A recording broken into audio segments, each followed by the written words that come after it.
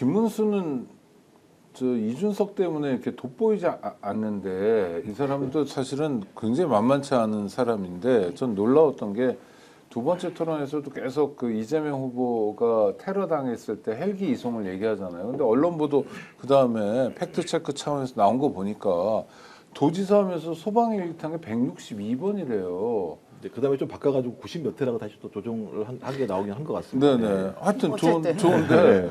그러니까 그 누구나 내가 그 정도 탔으면 나는 아파서 지금 위급한 상황도 아닌데 그 정도 탔으면 말을 못 할 것 같아요. 그렇지 않습니까? 네. 염치라는 게 있잖아요. 없나요, 이 사람들은? 이 집단의 특징이 바로 그렇죠. 윤석열, 김건희부터 보십시오. 윤석열, 김건희도 그렇게 주가 조작으로 23억까지 벌었는데도 아무렇지도 않은 척 대선 후보 토론에 나와서 네네, 손해봤다. 손해본 적 없다, 뭐 누구 준 적 없다, 손해보고 팔았다 이런 얘기를 아무렇지도 않게 하고요.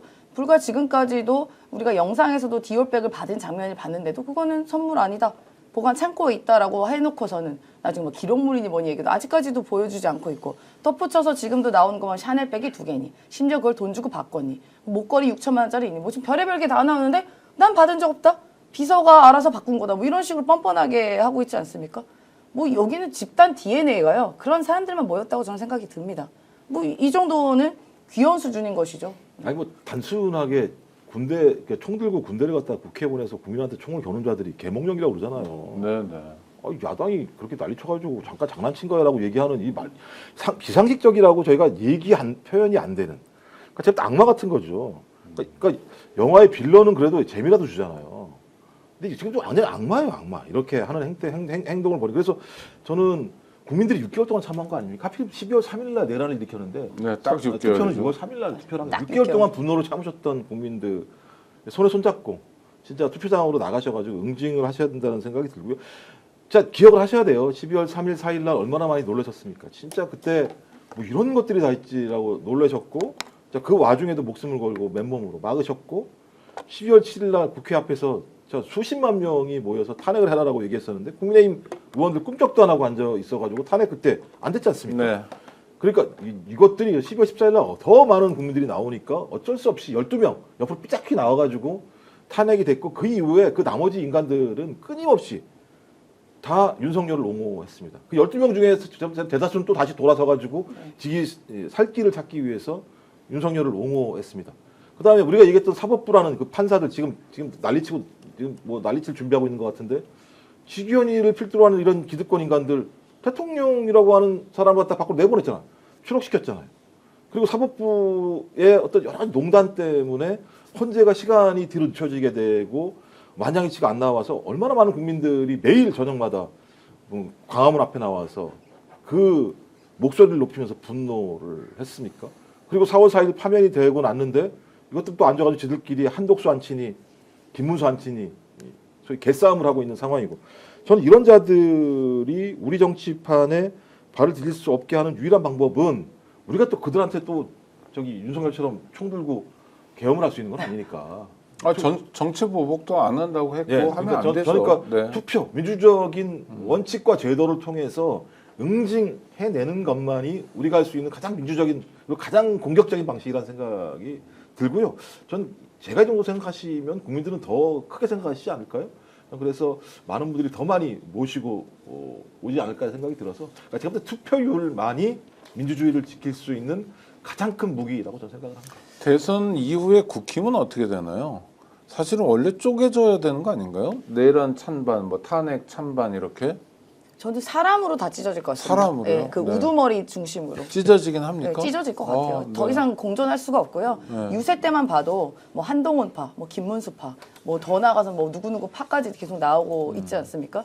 진짜 한동훈 그 전 후보 같은 경우도 김문수 후보 이름 써 있는 걸 입고 있지도 않고, 네. 뭐 가면은 또 이제 욕을 듣고, 뭐 권성동 지지자들이나 어떤 분들이 뭐 쌍욕을 하면서 한동훈 후보가 유세하다 멈추는 상황도 있고요. 또 김문수 후보가 연설 가면 또 한동훈 후보 지지자들 와가지고 2번 한동훈 뭐 이렇게 하는 형태를 봤을 때 이 당은 오래 못 갈 거고요. 물론 사람들끼리의 충돌로도 오래 못 가겠지만 저는 이 국민의힘이 사실상 저는 내란 정당 그리고 위헌 정당이라고 생각이 듭니다. 그래서 대선을 마치고 나가게 되면 만약에 정권이 바뀌게 된다고 하면요. 저희들이 국민의 심판을 받아서 정권이 바뀌게 된다면 저는 반드시 어디선가는 내란 위헌정당 심판 청구해야 된다는 여론이 볼묻듯이 일어날 거다 생각이 듭니다. 그렇게 되면은 그 시민들의 그런 요구가 있으면 뭐 한 번쯤 고민해 보아야 될 지점도 좀 분명히 있을 거라 생각 들고요.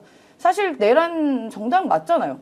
사실 윤석열이 지금 얼마 전에 탈당했지. 지금까지 그 당 품고 있었고 지금도 사실상 뒤에서 조정하고 있는 것으로 의심이 되는 거 아니겠습니까? 지금도 그 당의 대선 승리를 위해서 잠깐 탈당한 거죠. 그렇죠. 지가 그랬잖아요. 맞습니다. 네. 사실상 지금 윤석열 시즌 2잖아요. 네. 김문수 후보의 선대위가 대부분이 다 윤석열 쪽에 있는 사람들이 그대로 옮겨와서 뭐 일을 하고 있고 뭐 저는 윤상현 뭐 하나 뭐 된다 안 된다 얘기했지만 그냥 그거 의미가 없는 게요. 지금 나머지 사람들이 전부 다 윤석열 사람들입니다. 찐윤 사람들이 다 장악하고 있기 때문에 이 정당은 뭐 앞으로의 미래는 그냥 어두울 것이다. 저는 그렇게 판단이 됩니다. 그러니까 저희 국민들이 다행히 이번에 계엄을 막아주시고 또 민주주의를 지켜주셨지만요. 좀 시간이 좀 지났잖아요. 6개월이 이제 됐고 그때 그 추운 겨울에서 이제 좀 더워진 여름이 되다 보니까 어느 정도 약간 그때의 공포와 분노를 조금 이제 잊은 것 같아요. 아니요. 근데 가끔 네. 그걸 떠올려줘요. 이준석 같은 사람. 맞아. 그러니까 떠올려주는 이런 김문수가. 계기가 이제 생기는 게 그나마 다행이라고 하면 네네. 다행이라고 되는데요. 지금 딱 가만 생각해 보면 지금 바뀐 건 별로 없습니다. 그렇죠. 계엄 때랑. 그냥 윤석열이 파면된 거 말고는 없어요. 윤석열이 파면은 됐는데 지금 편안하게 보리밥 먹고 계산책 시키고 영업으로 다니고 있습니다. 그러니까 바뀐 건 윤석열 파면, 또 하나는 바뀐 거는 지금 계엄 이후로 지금 우리 서민 경제가 완전 무너졌다는 것. 네. 이 두 개만 바뀌었고요. 나머지는 똑같습니다. 사람도 시스템도 막말도 언론 환경도. 그래서 바꿀 수 있는 거는 결국은 우리 시민분들께서 계엄 막아주시고 민주주의 지켜주셨고 그리고 윤석열이 파면됐고 이거는 철저하게 우리의 민주주의를 지키고 계신 우리 시민 여러분들, 국민 여러분들이거든요. 그럼 또 한 번 바꿀 수 있는 거는 또 한 번 국민 여러분들밖에 없습니다. 투표만 해주시면 바뀔 수가 있다. 좀 그렇게 호소드리고 싶습니다. 네, 구독자 여러분들 덕분에 스픽스가 존재하고 또 그 덕분에 내란도 극복해 가고 있습니다. 좋아요, 구독으로 많이 성원해 주시고요. 어제 TV 토론 보면서 토론이잖아요, 간판이. 토론이 되거나 대화가 되는 경우 딱 하나의 사례만 있더라고요. 이재명, 권영국 두 사람이 얘기할 때는 뭐가 말이 돼요. 그러니까 너무 웃겨가지고. 그러니까 근데 이게 함수가 혼자서 이 사람하고만 얘기할 수 없잖아요. 규칙도 그렇거니와 네. 그렇죠? 그리고 저쪽에서 공격이 들어오니까 그 이재명, 권영국 두 사람이 얘기할 때 빼놓고는 다 엉망진창인 거예요. 네. 그리고 아까 그런 인간 혐오 발언, 막 극단적 발언들이 막 쏟아져 나오고, 전 이게 우리 국민들에게 주는 숙제 아닌가. 저 둘 정도만 정치하고 나머지는 좀 집에 보내야 된다. 그러니까 뭐 자기적인 건 아니겠지만 정계 개편이 있어야 되는 거 아닌가. 김 박사님 어떻게 보세요? 뭐 인위적인 정계 개편이 쉽지는 않은 거고요. 뭐 저희 댓글 보니까 이제 물결님 같은 경우는 저기 그 국민의힘이 쪼개지는 게 아니라 박살나야 된다 이렇게 말씀을 하시더라고요. 그러니까 쪼개진다라고 하는 건 이합 집산을 하는 거기 때문에 또 다른 생존을 위한 어떤 방법이지 않겠습니까? 그래서 제 생각에는 일단 사실이 지금 밝혀지고 있잖아요. 경찰 수사하면서 지금 한덕수, 최상목, 네. 이상민 출국금지 시켰지 않습니까? 그리고 국무회의 과정에서 매우 예를 들면 팩트가 명확한 것들을 발견했으니까 저렇게 출국금지를 시켰겠죠. 그렇죠. 그렇다면 이 사람들이 출국금지를 시킬 만한 가장 중요한 핵심적인 내용들은 내란에 동의했다라고 하는 어떤 정황적 증거들을 확보한 것 아니고서는 이렇게까지 대놓고 얘기하지 않을 거란 말이에요. 선거를 얼마 앞두고 난 상황이라면. 그럼 일단 1차적으로 내란 세력 중에서 일단 지금 윤건희와 노상원 그다음에 군 장성 김영현을 비롯한 군 장성들이 일단 밝혀진 건데 이게 사실이라면 2차로 국무위원들도 여기에 개입했겠구나라고 하는 부분들이 확인이 될 수 있을 것 같고 또 남은 게 누구냐 이제 통화가 됐다라고 얘기하는 추경호, 나경원. 이 고리가 밝혀지게 되면 국민의힘 같은 경우도 내란에서 자기들은 뭔가 약간 자유로웠던 것처럼 우리는 아무것도 몰랐던 것처럼 그냥 추경호가 이리 가라 저리 가라 하니까 헷갈려가지고 국회에 못 들어간 것처럼 얘기하고 있는데 그랬을까라고 하는 또 의문도 분명히 있기 때문에 전 그렇다면 내란 사태에 대한 근본적인 본질이 6월 3일 선거 이후에 하나하나 국민들에게 밝혀지게 된다면 저는 정계 개편이란 개념이 아니고요. 저 당은 예를 들면 생존을 할 수 있는 처절한 자기 파괴를 하지 않으면 안 되는 상황으로 갈 수밖에 없을 거다라는 생각이 들어요. 근데 자기 파괴를 안 하려면 어떻게 해야 되겠습니까? 전 기본적으로 친한계를 다 축출한다. 그다음 두 번째 최근 이 TV 토론에서 맹활약을 한 이준석. 그다음에 대구 시장으로서 가끔씩 혁혁한 공을 세운 홍준표. 이 둘을 합쳐서 제가 맨날 이준표라고 얘기하는데 네. 이준표, 친윤, 그다음에 윤건희의 새로운 연합 권력을 만들려고 할 수도 있겠다. 이런 생각이 들거든요. 그럼 이제 제가 볼 때 저기는 이제 또 다른 명확한 해산 정당으로 가기 위한 각고의 노력을 좀 하고 있다는 생각이 들기 때문에 저는 뭐 사필 규정 아니겠습니까? 저는 6월 3일이 지나고 나면 저는 12월 3일 그런 짓을 저지른 자들에 대해서 국민적 응징과 사법적 판결이 기다릴 거라는 생각이 들기 때문에. 근데 뭘 질문하셨죠 저한테? 갑자기 제가 왜 이쪽으로 왔지? 뭘 정계 개편. 이제 맞는 얘기죠 그럼. 저도 헷갈리는데 이렇게 가지 않을까 생각이 들긴 합니다. 알겠습니다. 구독자 여러분 정말 감사합니다. 이렇게 늘 스픽스와 함께 해주시고 최고의 방송을 만들려고 노력하고 있습니다. 첫 번째 과제는 두 분 평론가들이 말씀해 주신 것처럼 압도적 투표율이 있어야 되고요. 그리고 압도적 패배가 있어야 됩니다.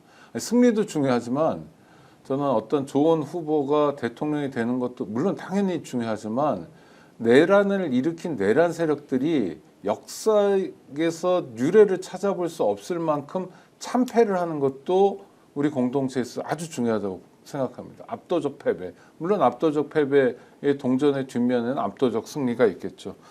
이를 통해서 새로운 대한민국 만들어냈으면 좋겠습니다. 오늘이 수요일이어서 스픽스 긴급 형성은 이제 오늘 마지막이고 또 투표 끝난 다음에나 뵙게 되는데요. 다음 주에는 새로운 세상에서 정말 썩어 문드러진 것들 보내고 좀 말끔하게 국민들이 더 이상 나라 걱정하는 게 아니라 나라가 국민을 걱정하는 진짜 대한민국이 만들어졌으면 좋겠습니다.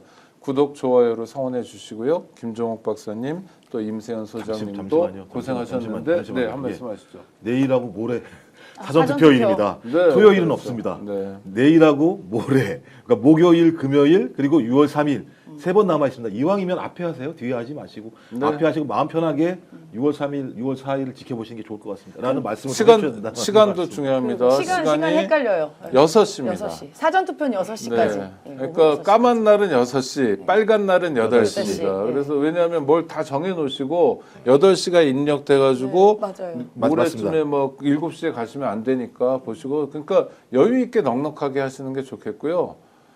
혼내주겠다. 대한민국의 주인이 누군가 보여주겠다는 마음이 있으시잖아요. 그 마음을 표현해 주시고 특히 이번 국면에 재외 국민들이 보여줬던 그 어려운 투표 몇백 킬로까지 막 운전하고 비행기 타고 가면서 투표했던 모습을 보면서 우리는 불과 뭐 5분 거리의 투표소들이 있으니까요. 정말 많이 참여해 주시고 새로운 대한민국이 다른 누구도 아닌 국민들의 힘으로 만들어지는 모습을 보고 싶습니다. 함께 해주시고요. 네, 한마디 더 있답니다. 네, 좋습니다. 목요일, 금요일 날이요. 투표하시고 가잖아요. 네. 투표 끝나고 나오신 다음에 전화 한 3통 정도 하세요. 야, 너 투표했냐? 나 방금 그렇지. 투표했어. 네, 네. 그다음에 이제 또 그 단체 카톡방들이 있으시잖아요. 네. 사진 찍으신 다음에 야, 나 투표했다. 니네들 투표했냐? 이런 거 좀 물어보시면 네. 훨씬 더 좀 자연스럽게 투표를 독려할 수 있지 않을까 생각이 들었어요. 네, 그래. 아니, 나는 이준석은 날렸다. 김문수는 날렸다. 70대 윤석열과 40대 윤석열은 날렸다. 근데 그 뒤에는 네. 60대 윤석열의 그림자가 어른 있습니다. 진짜 윤석열. 네, 네, 그렇죠. 진짜 윤석열이. 아유, 진짜 윤석열과 윤석열 같은 사람들이 더 이상 정치판에서 오가는 모습 안 봤으면 좋겠고. 오늘 방송 어떠셨습니까? 마음에 들었다면 구독, 좋아요로 스픽스를 응원해 주십시오. 여러분들의 구독, 좋아요는 가장 큰 힘이 됩니다. 스픽스 구독, 좋아요.